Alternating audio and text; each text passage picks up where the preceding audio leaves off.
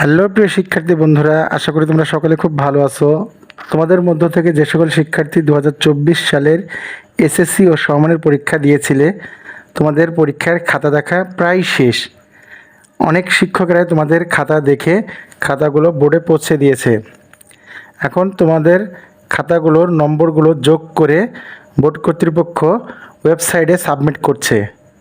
নির্ধারিত সময়ে তোমাদের পরীক্ষার ফলাফল প্রকাশ করা হবে বলে জানানো হয়েছে।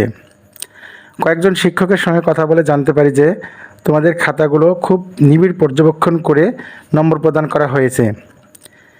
অনেক শিক্ষার্থী খুব ভালো নম্বর পেয়েছে, বেশ কিছু শিক্ষার্থী যারা A+ পাবে।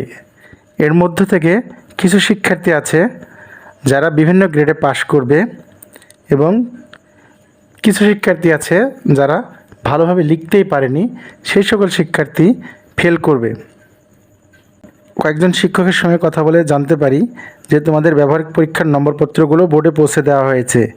ঈদের ছুটির আগেই সেই নম্বরগুলো বোর্ডের কাছে পৌঁছে গেছে। ঈদের ছুটির পরে বোর্ড কর্তৃপক্ষ তোমাদের নম্বরগুলো যোগ করে ওয়েবসাইটে সাবমিট করবে।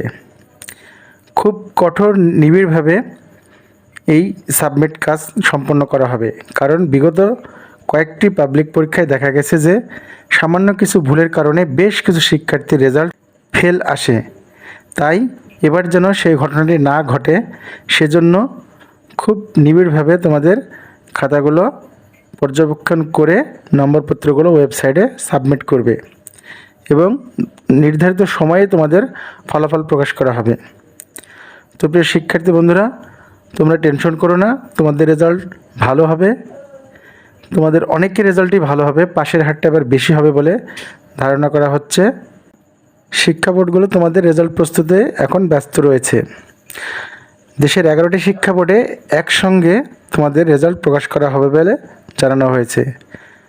পরীক্ষা শেষের 60 দিনের মধ্যেই তোমাদের রেজাল্ট প্রকাশ করার বাধ্যবাধকতা রয়েছে।